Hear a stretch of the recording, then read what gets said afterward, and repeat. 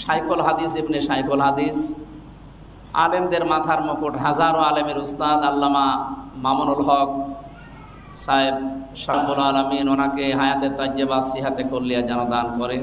তার বাইরে আসা যেন আমাদের জন্য উপকার হয়, জাতির জন্য উপকার হয়।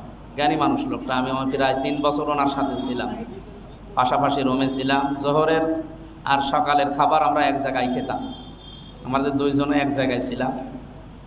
লোকটার জ্ঞান আছে, এলেম আছে, আরবি লাইনে বহু গভীর জ্ঞান রাখে, যেহেতু বাপ ওই রকম ছিল। তো দ্বিতীয় নম্বরে আমল আছে, হাফেজে কোরআন, প্রতিদিন তাহাজ্জুদের নামাজ, নফল নামাজ মিলে 2-3 পারা কোরআন শরীফ নামাজে পড়ে।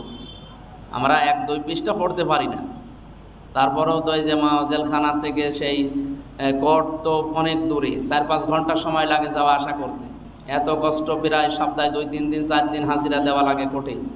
ওনার তো মামলা 42টার উপরে, আমরা মাত্র 2টা, এই 2টায় হাজিরা, তাই আমার ক্লান্ত লাগে। আর ওনার 42টা, তো মাসে যদি একটা করেও হয় তাহলে কয়দিন হয়? 42 দিন। তো সেই হিসাবে পুরা মাসই মনে করেন ওনার হাজিরায় কেটে যায়। তারপরেও লোকটা শক্ত আছে, 50-52 বছর বয়স প্রায় এখন। শক্ত আছে, এখলাস আছে, এলেমও আছে, আমলও আছে। হয়তো বাতিলের বিরুদ্ধে কথা বলার কারণে বাতিলের রোশানলে পড়ে কিছুদিন ভেতরে ছিল, আল্লাহ আবার মুক্ত জীবনে ফিরিয়ে দিয়েছে। আল্লাহ তার থেকে জাতিকে এলেমের উপকার নেওয়ার, আমলের উপকার নেওয়ার তৌফিক দিন। আমি আল্লাহর জন্য তাকে ভালোবাসি। তিনি যে দল করেন ওই দল আমি নেই, কারণ ওনার খেলাফত আন্দোলন, খেলাফত মজলিস ওটা আমি করি না, আর আমি বুঝিও না। আমি ইসলামী আন্দোলন যারা করে, জমিনে আল্লাহর দিন কায়েম করতে চায়, সেটা তাদেরকে পছন্দ করি, সাপোর্ট করি, ভালোবাসি। আমি অ্যাক্টিভভাবে দেশের কোনো রাজনৈতিক দলের সাথে এখন নেই। সামনে যদি ওর কিছু পাই দিন কায়েমের বিষয়, আমি অ্যাক্টিভভাবে করবো ইনশাআল্লাহ। ওনার সাথে আমার সম্পর্ক শুধু জেলখানায়, ভালোবাসি আলেম হিসাবে এবং আল্লাহর জন্য।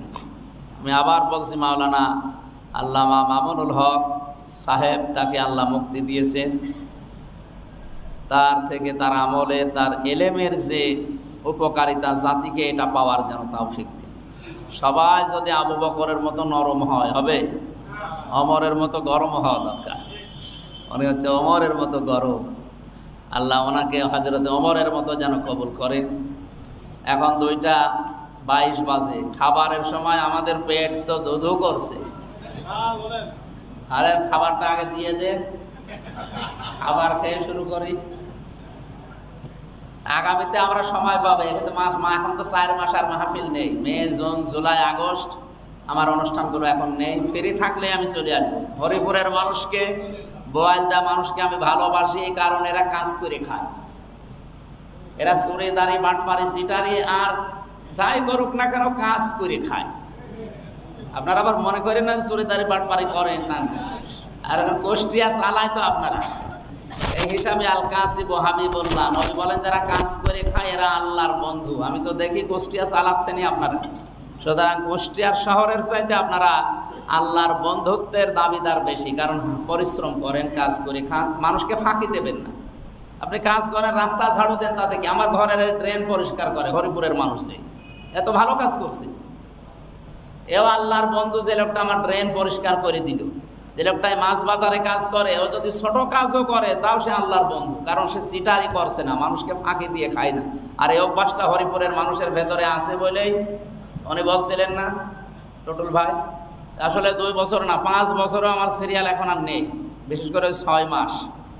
সারা বাংলাদেশ সহ ভারতের কয়েকটা রাজ্য মিলে তো এবং 1500 কাগজ আমার বাড়ি পড়ে আছে। যদি মাসে 30টা করে হয় তো 6 মাসে কয়টা? 1-150, 1500 কত হয় বলেন তো? তো 10 বছর পরও একটা জেলায় যাওয়া যাবে না। সিরিয়াল করে করে সর্বোচ্চ 120টা মাহফিল নেওয়া হয়, বাকিগুলো সব ফেলে দিই আবার সামনে বছর। এই হিসাবে সিরিয়াল পাওয়া একটু কঠিন হয়ে যায়, আমি সময়ও দিতে পারি না। যেহেতু 4 মাস ফিরে আসি, আর হাফিজ ভাইয়ের সাথে পরিচয় আছে, টুটুল ভাইয়ের সাথে মাঝে মাঝে আমি সময় পেলেই চলে আসবো, আপনারা বিরক্ত না হলে। এই হয়তো 10-15 মিনিট প্রশ্নের উত্তর দিলেন, আপনারা জানলেন, আমারও রানিং থাকলো। মানে ঢেকি যেখানে যাবে ধান বানা লাগবে, আমারও ভালো হবে, আপনাদের উপকার হবে ইনশাল্লাহ।